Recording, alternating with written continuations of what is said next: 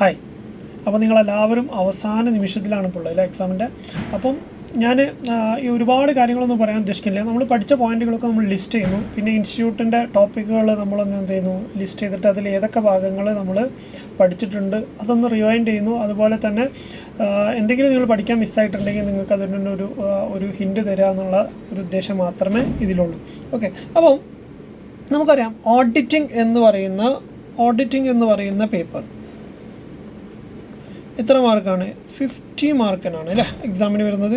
ആ 50 മാർക്കിൽ നമുക്ക് ഇൻസ്റ്റിറ്റ്യൂട്ടിൻ്റെ ഒരു ബൈഫ്രിക്കേഷൻ പ്രകാരം ഈ 50 മാർക്സിന് ഇൻസ്റ്റിറ്റ്യൂട്ട് 3 സബ് ഗ്രൂപ്പായിട്ട് എന്ത് ചെയ്യുന്നുണ്ട്, ക്ലാസിഫൈ 3 ചാപ്റ്റേഴ്സായിട്ട് എന്ത് ചെയ്യുന്നു, ക്ലാസിഫൈ ചെയ്യുന്നുണ്ട്. ഓക്കെ, നിങ്ങൾ ചാപ്റ്റർ 6, 7, 8 എന്ന് പറയുന്ന ചാപ്റ്ററായിട്ട് നിങ്ങൾക്ക് കാണാൻ പറ്റും. ഓക്കെ, അപ്പോൾ അതിൽ ഫസ്റ്റ് ഡിവിഷൻ അവർ പറയുന്നത് ബേസിക് കോൺസെപ്റ്റാണ്.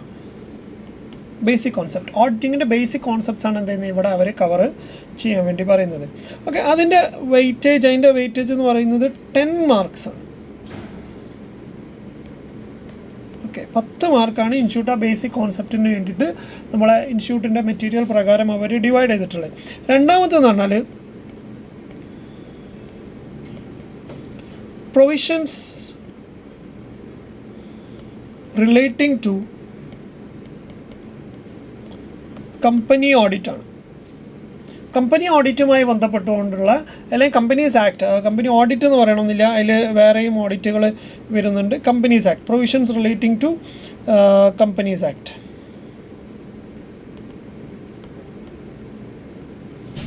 ഓക്കെ, മൂന്നാമത്തെ ഒരു ടോപ്പിക് എന്ന് പറയുന്നത് ഇതിൻ്റെ വെയിറ്റേജ് എത്ര വരുന്നത്, ഇതിലവർ 30 മാർക്സാണ്. 30 മാർക്സാണ് ഇൻസ്റ്റിറ്റ്യൂട്ട് പറയുന്നത് ഈ ഒരു ഭാഗത്തുനിന്ന് വരുന്നുള്ളൂ. Okay, 30 marks.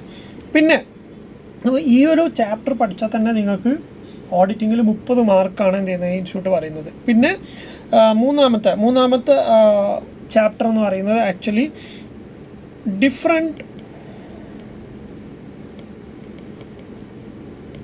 ടൈപ്സ് ഓഫ് ഓഡിറ്റിൻ്റെ ഡിഫറെൻറ്റ് ടൈപ്സിനെ കുറിച്ചാണ് എന്ത് ചെയ്യുന്നത് പറയുന്നത്. ഓക്കെ, അതിൻ്റെ മാർക്ക് എന്ന് പറയുന്നത് 10 മാർക്സാണ്. ഓക്കെ, ഇത്രയും മാർക്കാണ് നമുക്ക് 50 മാർക്ക് നമുക്ക് ഇങ്ങനെയാണ് ഇൻസ്റ്റിറ്റ്യൂട്ട് എന്ത് ചെയ്യുന്നത് ഡിവൈഡ് ചെയ്യുന്നത്. ഓക്കെ, നൗ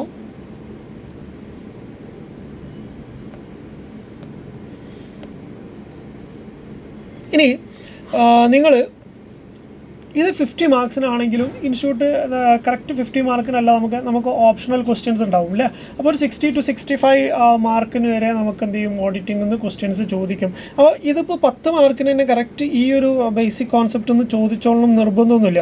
അതുപോലെ തന്നെ ഇത് 30 മാർക്കിന് ചോദിച്ചോളണമെന്നില്ല. അതുപോലെ തന്നെ ഇത് 10 മാർക്കിന് ആവണമെന്നില്ല. ഓക്കെ, ഇതിലൊരു 5 മാർക്സ് അങ്ങോട്ടും ഇങ്ങോട്ടൊക്കെ എന്ത് ചെയ്യാം കൂടുകയും കുറേയൊക്കെ ചെയ്യും. ഇതൊരു എക്സാക്റ്റ് വാല്യുവേഷൻ ഒന്നും അല്ല. ഓക്കെ, ചിലപ്പോൾ എന്ത് ചെയ്യും ബേസിക്സ് എന്ന് കുറച്ചധികം ക്വസ്റ്റ്യൻസിന് ഇൻസ്റ്റിറ്റ്യൂട്ട് ചോദിക്കാം. ടൈപ്സ് ഓഫ് ഓഡിറ്റ് എന്ന് കുറച്ചധികം ക്വസ്റ്റ്യൻസ് ചോദിക്കാം. ഓക്കെ, അപ്പോൾ ഇറ്റ് ഡിപ്പെൻഡ്സ്. നൗ നിങ്ങൾ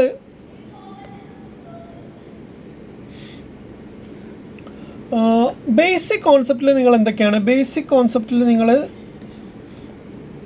എന്തൊക്കെയാണ് നോക്കേണ്ടത് അല്ലെങ്കിൽ എന്തൊക്കെയാണുള്ളത് നമുക്ക് നോക്കാം. ഓക്കെ, നമ്മൾ പഠിച്ചതാണ്, ഇതെല്ലാം നമ്മൾ പഠിച്ചതാണ്. ഓക്കെ, ബേസിക് കോൺസെപ്റ്റിൽ നമ്മൾ വരുന്ന പോയിന്റുകൾ എന്തൊക്കെയാണെന്ന്, ഒന്ന് എന്താണ് ഓഡിറ്റിംഗ് നമ്മൾ പഠിച്ചിരിക്കണം അല്ലേ, വാട്ട് ഈസ് ഓഡിറ്റിംഗ് എന്ന് പറയണം. അതേപോലെ തന്നെ ബേസിക് പ്രിൻസിപ്പിൾ. പക്ഷേ ഞാൻ പറഞ്ഞിട്ട് ഓഡിറ്റിംഗ് എന്താണെന്ന് എക്സാമിന് നമുക്ക് എന്ത് ചെയ്തോളണമെന്നില്ല, ചോദിച്ചോളണമെന്നില്ല. ഓക്കെ, അപ്പോൾ നമ്മൾ ബേസിക് കോൺസെപ്റ്റിൽ നമുക്ക് വരുന്നത് basic principles governing and audit. Okay, basic principles നമ്മൾ പഠിച്ചിരിക്കണം. നമ്മളത് 11 പോയിന്റുകൾ അല്ലേ, ഇൻഡിപെൻഡൻസ്, ഇൻറ്റഗ്രിറ്റി, ഒബ്ജക്റ്റിവിറ്റി, കോൺഫിഡൻഷ്യാലിറ്റി, ഈ സാധനം. ഓക്കെ, ഇത് നമ്മൾ പഠിച്ചിരിക്കണം, എക്സാമിന് ചോദിക്കാം. അത് ബേസിക് കോൺസെപ്റ്റിൻ്റെ ഭാഗമാണ്. പിന്നെ advantages and disadvantages of audit. Okay, advantages and disadvantages, എന്തൊക്കെയാണ് ഓഡിറ്റിൻ്റെ അഡ്വാൻറ്റേജസ്, അതുപോലെ തന്നെ limitations, inherent limitations of auditing അല്ലേ, അത് എക്സാമിന് ചോദിക്കാം. Okay, that is also very important in the basic concept. പിന്നെ മൂന്നാമത്തത്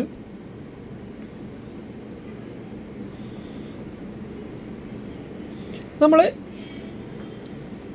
ലിസ്റ്റ് ഓഫ് എസ്സേസ് പഠിച്ചിരിക്കണം. എസ്സേൻ്റെ ലിസ്റ്റ് ഓഫ് എസ്സേസ് നമ്മൾ എന്തായാലും പഠിച്ചിരിക്കണം. കാരണം എക്സാമിന് നമുക്ക് ഈ ഒരു ലിസ്റ്റ് നമുക്ക് എന്ത് ചെയ്യാം, നമ്മളോട് ചോദിക്കാം.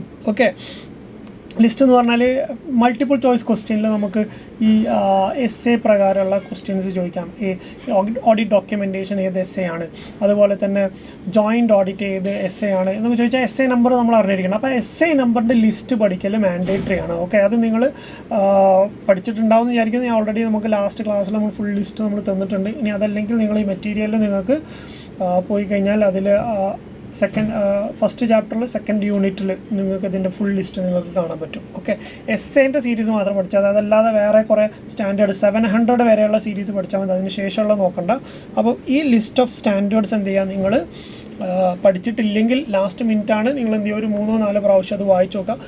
അത് മാത്രമല്ലെങ്കിൽ അത്രയും നിങ്ങൾക്ക് പറ്റുന്നില്ലെങ്കിൽ ഇമ്പോർട്ടൻ്റ് ആയിട്ടുള്ള എസ്സേ മാത്രം, എസ്സേ 200, 210, 230, അതേപോലെ തന്നെ 500, എസ്സേ 700, അങ്ങനെയുള്ള സ്റ്റാൻഡേർഡ്സുകൾ നിങ്ങൾ എന്ത് ചെയ്യുക, നമ്മൾ ക്ലാസ്സിലെടുത്ത ടോപ്പിക് റിലേറ്റഡ് ആയിട്ടുള്ള എസ്സേസ് ഫുൾ എന്ത് ചെയ്യുക, നിങ്ങൾ പഠിക്കാം. Okay, that is very important. പിന്നെ നമ്മളെ ഫേവറേറ്റ് ഏരിയാസ് ആയിട്ടുള്ള എൻഗേജ്മെൻറ്റ്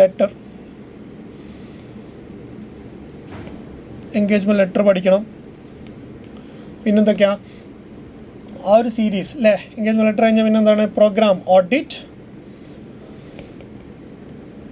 പ്രോഗ്രാം, പിന്നെന്താണ് ഓഡിറ്റ് ഡോക്യുമെൻറ്റേഷൻ,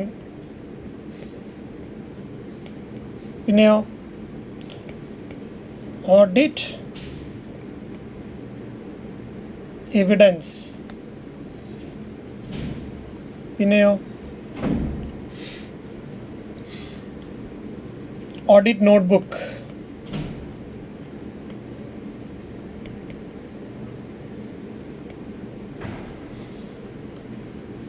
പിന്നെ ഈ ഒരു ബേസിക്സിൽ വരുന്ന ഒരു ഏരിയ ആണ് എന്ത്, നമ്മളിത് എടുക്കുമ്പോൾ ചിലപ്പോൾ വേറെ ഏരിയയിലൊക്കെ ആയിരിക്കും നമ്മൾ എടുത്തിട്ടുണ്ടാവുക, പക്ഷേ ബേസിക്സിൽ വരുന്നൊരു സാധനമാണത് ഓഡിറ്റ്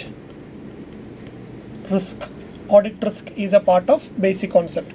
ഓക്കെ, അതേപോലെ തന്നെ internal control, internal check, internal audit, ഇത് മൂന്നും എന്ത് ചെയ്യുക, പഠിക്കുക. ഇത് മൂന്നും എക്സാമിന് ഇതിൽ നിന്ന് ഒരു ക്വസ്റ്റ്യൻ നമുക്ക് എക്സ്പെക്റ്റ് ചെയ്യാം. ഓക്കെ, അതേപോലെ തന്നെ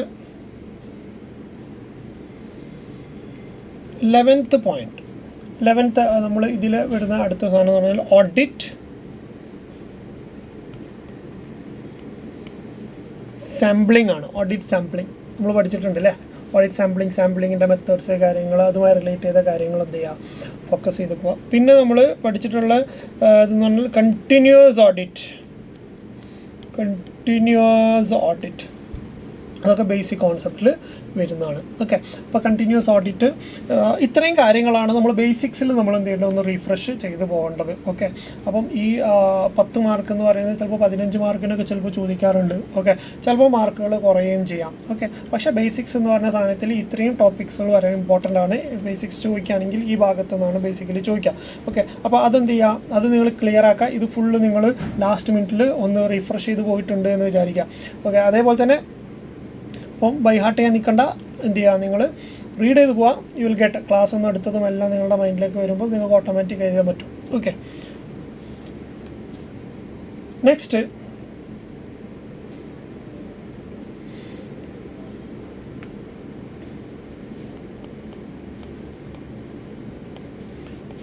പ്രൊവിഷൻസ് ഓഫ് കമ്പനീസ് ആക്ട് എന്നാണ് ഹെഡിങ്ങെങ്കിലും അതിൽ ഒരുപാട് കമ്പനീസ് ആക്ടിലല്ലാത്ത കുറേ കാര്യങ്ങളും അതുമായി റിലേറ്റ് ചെയ്യുന്ന ബാക്കിയുള്ള കാര്യങ്ങളൊക്കെ അതിൽ ഇൻക്ലൂഡഡ് ആണ്. ഓക്കെ, പ്രൊവിഷൻസ് ഓഫ് കമ്പനീസ് ആക്ടിൽ നമുക്ക് ബേസിക്കലി നമുക്ക് അറിഞ്ഞിരിക്കേണ്ട സാധനം നമ്മൾ ഓൾറെഡി പറഞ്ഞിട്ടുണ്ട്. 4 ടൈപ്പ് ഓഫ് ഓഡിറ്റിനെ കുറിച്ച് നമ്മൾ കമ്പനീസ് ആക്ടിൽ പറയുന്നുണ്ട്. Internal audit, company audit, cost audit, secretary audit. ഇത് 4 നോ കോംപ്രമൈസ് പഠിച്ചേ പറ്റുള്ളൂ. ഓക്കെ, അതേതാണ് സെക്ഷൻ 138. സെക്ഷൻ 138 എന്താണ്, ഇൻറ്റേർണൽ ഓഡിറ്റ്. ഓക്കെ, രണ്ടാമത്തതോ സെക്ഷൻ 139 മുതൽ 147 വരെയുള്ള ഭാഗം എന്തിനെ കുറിച്ചാണ് പറയുന്നത്? പ്രൊവിഷൻസ് ഓഫ് കമ്പനി ഓഡിറ്റ് ആണ്. Provisions of company audit. Company auditor appointment 139 appointment മുതൽ അപ്പോയിൻമെൻറ്റ് അത് കുറച്ച് വലിയ ലെങ്തി ആയിട്ടുള്ളൊരു സെക്ഷനാണ് കേട്ടോ. അപ്പോൾ അതിൽ നിന്ന് എന്തായാലും ഒരു ക്വസ്റ്റ്യൻ നമുക്ക് എക്സ്പെക്ട് ചെയ്യാം. അപ്പോയിൻമെൻറ്റ് ഓഫ് ദ ഓഡിറ്റർ, അതിലാണ് മറ്റേ കൂൾ ഓഫ് പീരീഡ്. ഇൻഡിവിജ്വൽ ആണെങ്കിൽ 1 term of 5 consecutive years, അതുപോലെ തന്നെ ഫേം ആണെങ്കിൽ 2 term of 5 consecutive years. അതൊക്കെ നമ്മൾ നോക്കി. പിന്നെ 140 എന്ന് പറയുന്നത് റിമൂവൽ റെസിഗ്നേഷൻ കേസ്. പിന്നെ 141 ഡിസ്ക്വാളിഫിക്കേഷൻസ്, അത് വളരെ ഇമ്പോർട്ടൻ്റ് ആണ്. അതേപോലെ തന്നെ പിന്നെ 147 പണിഷ്മെൻറ്റ്. ഓക്കെ, അതൊക്കെ നമ്മൾ അതുപോലെ തന്നെ 143 നമ്മളുടെ ഈ ഫ്രോഡ് റിപ്പോർട്ടിംഗ്, അതേപോലെ തന്നെ ഓഡിറ്റ് റിപ്പോർട്ടിൽ ഇൻക്ലൂഡ് ചെയ്യേണ്ട ആ പോയിന്റുകൾ. ഓക്കെ, അതുപോലെ തന്നെ ബ്രാഞ്ച് ഓഡിറ്റ്, ഇതൊക്കെ അതിൽ കവേർഡാണ്. അപ്പോൾ ആ കാര്യങ്ങളൊക്കെ അത് ഫുൾ എന്ത് ചെയ്യണം, ഒന്ന് റീഫ്രഷ് ചെയ്ത് പോകണം. ഫുള്ള് വായിക്കാൻ സമയമില്ലെങ്കിൽ നമ്മൾ അണ്ടർലൈൻ ചെയ്താൽ നമ്മൾ കീ ആയിട്ട് പറഞ്ഞിട്ടുള്ള ഭാഗങ്ങൾ മാത്രം ഒന്ന് എന്ത് ചെയ്യുക, റിഫ്രഷ് ചെയ്ത് പോവാം.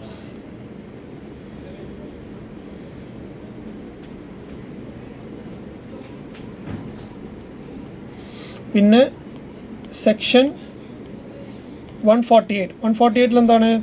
Cost audit is also important. Okay, cost ഓഡിറ്റിൽ നമ്മൾ അതിൻ്റെ Rule 3, Rule 4 അല്ലേ, കോസ്റ്റ് ഓഡിറ്ററുടെ കോസ്റ്റ് ഓഡിറ്റിൻ്റെ അപ്ലിക്കബിലിറ്റി, കോസ്റ്റ് ഓഡിറ്റർ അപ്പോയിൻമെൻറ്റ് കാര്യങ്ങൾ, അതുമായി റിലേറ്റ് ചെയ്ത പോയിന്റുകൾ എന്ത് ചെയ്യുക. പിന്നെ CRA 1, 2, 3, 4 അത് ഇമ്പോർട്ടൻ്റ് ആണ്. അതുപോലെ തന്നെ ഓഡിറ്റിൽ ADT 1, 2, 3, 4. പിന്നെ നമുക്ക് വരുന്നത് സെക്ഷൻ 204. കോസ്റ്റ് ഓഡിറ്റിനെ കുറിച്ച് ചോദിക്കുന്നതിനേക്കാൾ കൂടുതൽ ഇൻസ്റ്റിറ്റ്യൂട്ട് ചോദിക്കുന്ന ഒരു ക്വസ്റ്റ്യൻ ആണ് ആക്ച്വലി എന്ത്, സെക്രട്ടറിയൽ ഓഡിറ്റ്. ഓക്കെ, അപ്പോൾ അതെപ്പോഴും നിങ്ങൾ എന്ത് ചെയ്യുക, പഠിക്കാം. ഓക്കെ, സെക്രട്ടറിയൽ ഓഡിറ്റിൻ്റെ പ്രൊവിഷൻ സെക്ഷൻ 204. പിന്നെ ഇതുമായി ബന്ധപ്പെട്ടുകൊണ്ട് തന്നെ ഇതിനെ റിലേറ്റ് ചെയ്യുന്ന ഒരു സെക്ഷനാണ് എന്ത്, 177. അതെന്താണ്? ഓഡിറ്റ് കമ്മിറ്റിയിൽ ആർക്കാണ് ഓഡിറ്റ് കമ്മിറ്റി അപ്ലിക്കബിൾ ആവുന്നത്, അതിൻ്റെ കോമ്പോസിഷൻ എന്താണ്, അവരുടെ പവേഴ്സ് എന്തൊക്കെയാണ്, പിന്നെ അവരുടെ പവേഴ്സ്, അതുപോലെ തന്നെ അവർക്ക് അസൈൻ ചെയ്ത ഡ്യൂട്ടീസിൽ ആ 8 പോയിന്റുകൾ നമ്മൾ പഠിക്കണം. ഓക്കെ, അങ്ങനത്തെ കാര്യങ്ങളൊക്കെ എന്ത് ചെയ്യാം, നോക്കാം ഓഡിറ്റ് കമ്മിറ്റിയിൽ. പിന്നെ ഇതിൽ തന്നെ പറയുന്ന ഒരു സാധനമാണെന്ത്,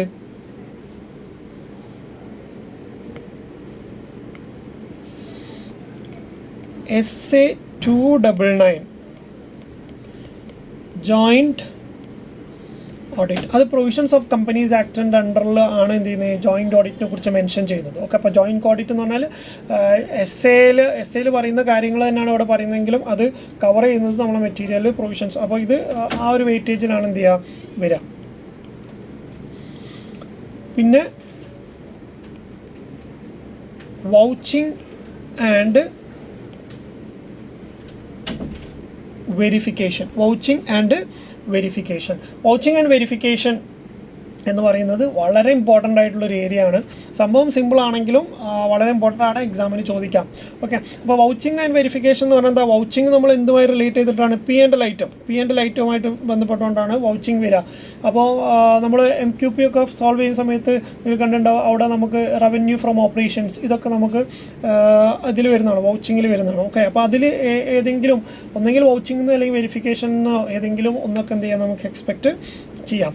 വൗച്ചിങ് വെരിഫിക്കേഷൻ എന്ന് പറഞ്ഞാൽ അസറ്റ്സ് ആൻഡ് ലയബിലിറ്റീസ് എന്നാണ് എന്ത് ചെയ്യുക വരിക. അപ്പം ഇതിൽ ഏതെങ്കിലും നമ്മളെ ഷെഡ്യൂൾ 3 വരുന്ന ഏതെങ്കിലും ഒരു ഐറ്റത്തിൻ്റെ ഒരു ഓഡിറ്റ് പ്രൊസീജിയർ നമ്മളോട് ചോദിക്കാം. Revenue from operation, other income, finance cost, അല്ലെങ്കിൽ പർച്ചേസ്, ഇതൊക്കെ ചോദിക്കാം. ഓക്കെ, അല്ലെങ്കിൽ അസറ്റ് സൈഡിൽ നിന്ന് PPE ചോദിക്കാം, അതേപോലെ തന്നെ ലോൺസ് ആൻഡ് ബോറോയിങ്സ് ചോദിക്കാം, അങ്ങനത്തെ സാധനങ്ങളൊക്കെ ചോദിക്കാം. അതാണ് വൗച്ചിങ് ആൻഡ് വെരിഫിക്കേഷനിൽ വരുന്നത്. ഓക്കെ, പിന്നെ നമുക്ക് ഈ ഒരു ടോപ്പിക്ക് നമ്മളോട് ചോദിക്കാൻ സാധ്യതയുള്ളൊരു സാധനം എന്ന് വെച്ചാൽ ഓഡിറ്റ് ഓഫ് സ്പെഷ്യൽ ട്രാൻസാക്ഷൻസ്. അത് ഏതൊക്കെയാണ് നമ്മൾ പറഞ്ഞിട്ടുണ്ട്, ആൾട്രേഷൻ ഓഫ് ഷെയർ ക്യാപിറ്റൽ, അതേപോലെ തന്നെ ആൾട്രേഷൻ ഓഫ് ഷെയർ ക്യാപിറ്റലിൻ്റെ ആൾട്രേഷൻ, ഷെയർ ക്യാപിറ്റൽ ആൾട്രേഷൻ, അതുപോലെ തന്നെ സ്പ്ലിറ്റിങ്, അങ്ങനത്തെ കാര്യങ്ങൾ, പിന്നെ ബോണസ് ഷെയർ ക്യാപിറ്റലുമായി ബന്ധപ്പെടുന്ന കാര്യങ്ങൾ, പിന്നെ ഡിബഞ്ചേഴ്സുമായി ബന്ധപ്പെട്ടുകൊണ്ടുള്ള അതിൻ്റെ ഓഡിറ്റ് പ്രൊസീജിയേഴ്സ് ചോദിക്കാം. അതേപോലെ തന്നെ നമ്മളോട് ചോദിക്കാൻ സാധ്യതയുള്ള ഒരു ഏരിയ ഇതിൽ വരുന്ന ഒരു സാധനമാണ് ഡിവിഡൻറ്റ്. നമ്മൾ സെക്ഷൻ 123 മുതൽ നമ്മൾ നോക്കി, 123, 124 നമ്മൾ നോക്കി, അതുപോലെ തന്നെ 127 നമ്മൾ നോക്കി അല്ലേ. ഇതുമായി റിലേറ്റ് ചെയ്യുന്ന ഓഡിറ്റ് പ്രൊസീജിയേഴ്സ് എന്ത് ചെയ്യാം, ചോദിക്കാം എക്സാമിന്. ഓക്കെ, അപ്പോൾ ഡിവിഡൻറ്റ് ഇത് സ്പെഷ്യൽ ട്രാൻസാക്ഷനിൽ വരുന്നതാണ്. അതെന്ത് ചെയ്യുക, കവർ ചെയ്തിട്ടുണ്ട് എന്ന് എന്ത് ചെയ്യുക, ഉറപ്പ് വരുത്തുക. പിന്നെ നമുക്ക് ഈ ഒരു ടോപ്പിക്കിൽ കവർ ചെയ്യുന്നതാണ് എന്ത്, ഓഡിറ്റ് റിപ്പോർട്ട് എന്ന് പറയുമ്പോൾ ഈ ഓഡിറ്റ് റിപ്പോർട്ടിൻ്റെ അണ്ടറിലാണ് നമുക്ക് SA 700, 701, 705, 706 4 കവറായിട്ടുള്ളത്. ഓക്കെ, അപ്പോൾ ഓഡിറ്റ് റിപ്പോർട്ട് എന്ത് ചെയ്യുക, അതിൽ unmodified report, modified report, emphasise of matter paragraph, other matter paragraph, ഇതൊക്കെ അവിടെ കവേർഡാണ്. ഓക്കെ, അപ്പോൾ അത് എക്സാമിന് ചോദിക്കാം. ഓക്കെ,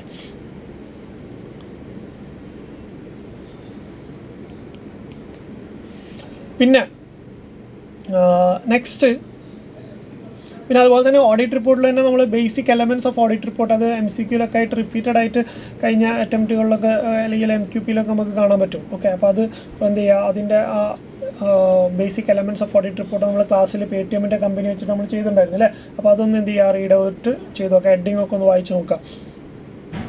പിന്നെ ഓഡിറ്റ് സർട്ടിഫിക്കറ്റ് എന്ന് പറയുമ്പോൾ എന്താണെന്നുള്ളത് ചോദിക്കാം. പക്ഷേ അതിനേക്കാൾ കൂടുതൽ പോസിബിലിറ്റി ഉള്ള audit report versus audit certificate എന്താണ്, അതിൻ്റെ ഒരു കമ്പാരിസൺ ആയിരിക്കും നോർമലി വലിയ മാർക്കിനൊക്കെ ചോദിക്കാൻ സാധ്യത. ഓക്കെ, അപ്പോൾ അത് എന്ത് ചെയ്യുക, ഒന്ന് റീഡ് ഔട്ട് ചെയ്ത് പോവുക. പിന്നെ ക്യാരോ സമയമുണ്ടെങ്കിൽ മാത്രം എന്ത് ചെയ്യുക, ഇരിക്കുക. ഓക്കെ, ഇല്ലെങ്കിൽ നിങ്ങൾ തൽക്കാലം നിങ്ങൾ ഇതുവരെ നോക്കിയിട്ടില്ലെങ്കിൽ നിങ്ങൾ എന്ത് ചെയ്യുക, സ്കിപ്പ് ചെയ്യുക. പക്ഷേ സ്കിപ്പ് ചെയ്യുമ്പോൾ നിങ്ങൾ പ്രൊവിഷൻസ്, ഇമ്പോർട്ടൻ്റ് ആയിട്ടുള്ള ചില പ്രൊവിഷൻസ് എന്ത് ചെയ്യുക, നിങ്ങൾ നോക്കി വെക്കുക. അത് കോസ്റ്റ് ഓഡിറ്റിൻ്റെ ക്ലോസ് ഏതാണ്, അതേപോലെ തന്നെ സെക്രട്ടറിയൽ ഓഡിറ്റിൻ്റെ ക്ലോസ് ഏതാണ്, അതുപോലെ തന്നെ PPE, ഇൻവെൻ്ററി, ഇതൊക്കെ ഒന്ന് എന്ത് ചെയ്യുക, ജസ്റ്റ് അതിൻ്റെ ക്ലോസ് നമ്പറും കാര്യങ്ങളൊക്കെ ഒന്ന് എന്ത് ചെയ്യുക, നോക്കി പോവുക. ആ ഒരു സാധനങ്ങൾ മാത്രം, 1-2 കാര്യങ്ങൾ മാത്രം ഒന്ന് എന്ത് ചെയ്യുക, ജസ്റ്റ് ഒന്ന് വായിച്ച് നോക്കി പോവുക. പിന്നെ അതിൻ്റെ അപ്ലിക്കബിലിറ്റി ഒന്ന് റീഡ് ചെയ്യുക. അപ്ലിക്കബിലിറ്റി ആർക്കൊക്കെയാണ് അപ്ലിക്കബിൾ ആവുന്നത് എന്നുള്ള പ്രൊവിഷൻസ് റീഡ് ചെയ്യാം. Okay, then NFRA, national financial reporting authority. ഈ ഇൻസ്റ്റിറ്റ്യൂട്ടിന് വളരെ ഇൻട്രസ്റ്റിംഗ് ആയിട്ട് അധികവും ഈ ഇൻസ്റ്റിറ്റ്യൂട്ട് റിപ്പീറ്റഡ് ആയിട്ട് ചോദിക്കുന്ന ഒരു ക്വസ്റ്റ്യനിൽ വരുന്ന ക്വസ്റ്റ്യൻ ആണെന്ത്, NFRA എന്ന് പറയുന്നത്. ഇപ്പോൾ ഓക്കെ, അപ്പോൾ NFRA ഭയങ്കരമായിട്ട് റിലവൻ്റ് ആയിട്ട് വരുന്നൊരു പീരീഡാണ്. അപ്പോൾ അതുകൊണ്ട് തന്നെ NFRA മാൻഡേറ്ററി ആയിട്ട് നിങ്ങൾ എന്ത് ചെയ്യണം, വായിച്ചിട്ട് പോകണം. NFRAയും സെക്രട്ടറിയൽ ഓഡിറ്റും is very repetitive question.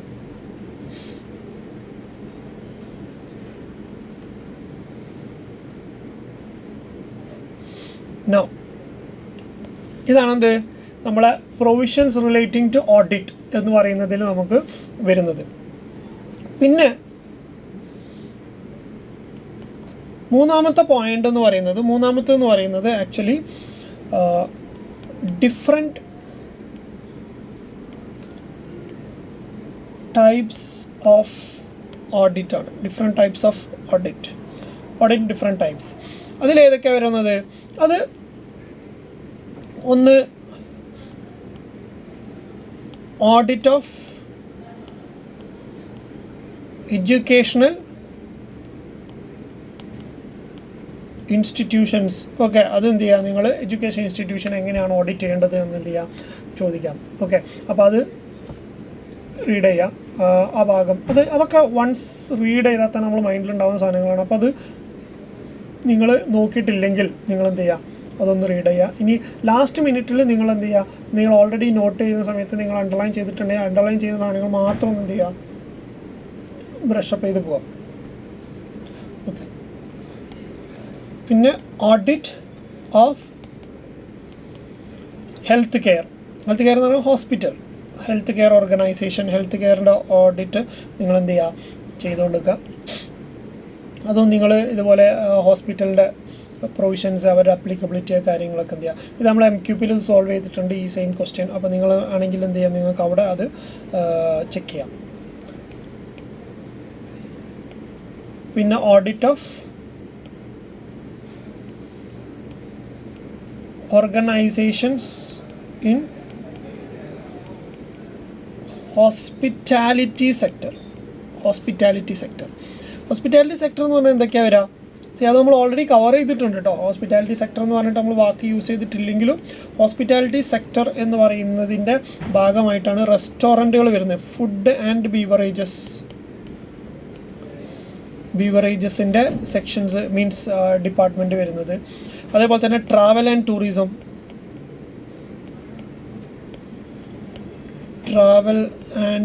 Tourism. പിന്നെ വരുന്നത് ലോഡ്ജിങ് എന്ന് പറഞ്ഞാൽ ഹോട്ടൽ. പിന്നെ നമുക്ക് വരുന്നത് റീക്രിയേഷനാണ്. റീക്രിയേഷനിൽ വരുന്നതാണ് എന്ത്, നമ്മളുടെ സിനിമ, തിയേറ്റർ. നമ്മൾ ക്ലാസ്സിൽ തിയേറ്റർ നമ്മൾ നോക്കി അല്ലേ, അതാണ്. പിന്നെ ക്ലബ്ബുകൾ, ഇതൊക്കെ നമ്മൾ റീക്രിയേഷനിൽ വരുന്നത്. അപ്പോൾ അതൊക്കെ എന്ത് ചെയ്യുക, റീഡ് ചെയ്തിട്ട് പോയത് അതൊന്ന് സ്കിപ്പ് ചെയ്ത്, കാരണം അതൊക്കെ നമുക്ക് ജനറൽ പോയിന്റുകളാണ്. പക്ഷെ ഒന്ന് ലാസ്റ്റ് മിനിറ്റ് റീഡ് ചെയ്ത് കഴിഞ്ഞാൽ അതിൽ സ്പെസിഫിക് ആയിട്ട് എങ്ങനെ എഴുതണം എന്നുള്ള ഒരു ഐഡിയ നിങ്ങൾക്ക് കിട്ടും. പിന്നെ ഓഡിറ്റ് ഓഫ് ബാങ്ക്സിന് പ്രത്യേകിച്ച് ഒരുപാട് വൈഡായിട്ട് നമ്മൾ മെറ്റീരിയൽ കൊടുത്തിട്ടുണ്ട്. അത്രയൊന്നും നമുക്ക് അതിൽ എക്സാമിന് നമുക്ക് ആവശ്യമില്ല. MCQ ലെവലിലേക്കുള്ള കുറച്ച് ക്വസ്റ്റ്യൻസ് നമുക്ക് അതിൽ നിന്ന് എക്സ്പെക്ട് ചെയ്യാം. അപ്പോൾ അത് നിങ്ങൾ റീഡ് ചെയ്തിട്ടുണ്ടെങ്കിൽ ഇറ്റ് ഈസ് ഫൈൻ. ഇല്ലെങ്കിൽ യു ക്യാൻ എന്ത് ചെയ്യണം, ഈ ലാസ്റ്റ് മിനിറ്റിൽ നിങ്ങൾ എന്ത് ചെയ്യേണ്ട, അതിന് സമയം കളയേണ്ട. If you have time only you go through it. Okay അതിൽ പിന്നെ നിങ്ങൾക്ക് ചെയ്യാവുന്ന ഒരു കാര്യം വെച്ചാൽ നമ്മൾ മോഡൽ ക്വസ്റ്റ്യൻസ് ഉണ്ട്. അതിൻ്റെ വീഡിയോ നമ്മൾ ചെയ്തിട്ടുണ്ടാവും.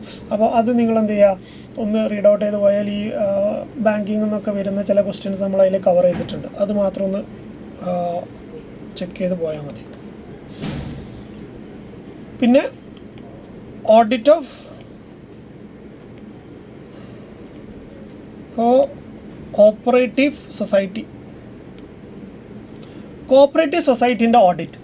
സൊസൈറ്റിയുടെ ഓഡിറ്റ് പലപ്പോഴും ഇൻസ്റ്റിറ്റ്യൂട്ട് റിപ്പീറ്റഡ് ആയിട്ട് ചോദിക്കുന്ന ഒരു ഏരിയയിൽ വരുന്ന സാധനമാണ് കോപ്പറേറ്റീവ് സൊസൈറ്റി. ഓക്കെ, അതിലധികവും ടൈപ്സ് ഓഫ് ഓർഗനൈസേഷനിൽ എഡ്യൂക്കേഷൻ ഇൻസ്റ്റിറ്റ്യൂഷൻ, ഹെൽത്ത് കെയർ, ഇതിലൊക്കെ അധികം റിപ്പീറ്റഡ് ആയിട്ട് വരുന്ന ക്വസ്റ്റ്യൻ എല്ലാം. കാരണം ഇതിൽ വളരെ കുറച്ച് ടോപ്പിക്കുകളേ ഉള്ളൂ. അപ്പോൾ അതുകൊണ്ട് തന്നെ അങ്ങോട്ടും ഇങ്ങോട്ടൊക്കെ ആയിട്ട് എന്ത് ചെയ്യാണ്ട് അവർ മിക്സപ്പ് ചെയ്തിട്ട് ചോദിക്കാറുണ്ട്. ഓക്കെ, ഒരു പ്രാവശ്യം എഡ്യൂക്കേഷൻ ഇൻസ്റ്റിറ്റ്യൂഷൻ ആണെങ്കിൽ പിന്നെ കോപ്പറേറ്റീവ് സൊസൈറ്റി, പിന്നെ ലോക്കൽ ബോഡി, അതുപോലെ തന്നെ ഹോസ്പിറ്റൽ, ഇങ്ങനെയൊക്കെ എന്ത് ചെയ്യാറുണ്ട്, ചോദിക്കാറുണ്ട്. പിന്നെ ഓഡിറ്റ് ഓഫ് ലോക്കൽ സെൽഫ്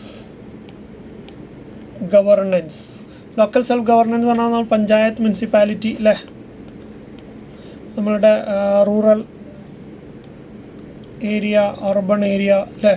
ഇവിടെ നമുക്ക് റൂറലിൽ നമുക്ക് പഞ്ചായത്ത്, മുനിസിപ്പാലിറ്റി പോലുള്ള സാധനം, പഞ്ചായത്ത് ഉണ്ടാവും, അതേപോലെ തന്നെ ബ്ലോക്ക് പഞ്ചായത്ത് ഉണ്ടാവും, അങ്ങനത്തെ സാധനങ്ങൾ. ഇവിടെ നമുക്ക് municipality, corporative society, corporations, okay, ഇതൊക്കെ നമുക്ക് ഉണ്ടാവും. അപ്പോൾ അതിൻ്റെ ഇതും ഈ കോപ്പറേറ്റീവ് സൊസൈറ്റി അല്ലെങ്കിൽ ലോക്കൽ സെൽഫ് ഗവൺമെൻറ് ആണ് പലപ്പോഴും ഇൻസ്റ്റിറ്റ്യൂട്ട് റിപ്പീറ്റഡ് ആയിട്ട് ചോദിക്കുന്ന ഭാഗം. ഓക്കെ, അപ്പോൾ ഇതിൽ നിന്ന് നമുക്ക് ഒരു സ്കിപ്പിങ്ങും ഇല്ല. ആകെ ബാങ്കിങ് മാത്രം എന്ത് ചെയ്യാം, നിങ്ങൾക്ക് വേണമെങ്കിൽ എന്ത് ചെയ്യാം, സമയമില്ലെങ്കിൽ നിങ്ങൾക്ക് ഒഴിവാക്കാം. ബാക്കിയുള്ളതെല്ലാം നിങ്ങൾ നിർബന്ധമായിട്ട് എന്ത് ചെയ്യണം, വായിച്ചിട്ടുണ്ടാവണം. നമ്മൾ പറഞ്ഞ എന്താണ്, ഓഡിറ്റിങ്ങിൽ ഔട്ട് ഓഫ് 40 നിങ്ങൾക്ക് ഈസി ആയിട്ട് സ്കോർ ചെയ്യാൻ പറ്റണം അല്ലേ. അപ്പം അത് നിങ്ങൾ പ്രോപ്പറായിട്ട് ക്ലാസ്സും കാര്യങ്ങളൊക്കെ അറ്റൻഡ് ചെയ്ത് നിങ്ങൾ ലാസ്റ്റ് മിനിറ്റ് നിങ്ങൾ ഈ ഒരു ഏരിയാസൊക്കെ നിങ്ങൾ കവർ ചെയ്യുന്നുണ്ടെങ്കിൽ ഇത് ഈസിലി അച്ചീവബിൾ ആണ്. ഓക്കെ, അപ്പം ദാറ്റ്സ് ഓൾ എൻ്റെ ലാസ്റ്റ് നിങ്ങൾക്കുള്ള അഡ്വൈസ് ആണ് ഇതൊക്കെ ഒന്ന് എന്ത് ചെയ്യുക, റിഫ്രഷ് ചെയ്ത് പോവുക എന്നുള്ളതാണ്. So C you soon as A CMA അല്ലേ. CMA ക്വാളിഫൈഡ് ആയിട്ട് നിങ്ങൾ കാണട്ടെ, പെട്ടെന്ന് തന്നെ ഫൈനലിലേക്ക് എത്തട്ടെ. ഫൈനലെത്തിയിട്ട് പെട്ടെന്ന് തന്നെ നിങ്ങൾ ക്വാളിഫൈ ചെയ്യട്ടെ എന്ന് ഞാൻ എന്ത് ചെയ്യുന്നു, പ്രാർത്ഥിക്കുന്നു. അതേപോലെ തന്നെ പാനിക് ആവാതിരിക്കുക. എക്സാമിന് ഫുൾ കോൺഫിഡൻസിൽ എന്ത് ചെയ്യുക, എഴുതാം.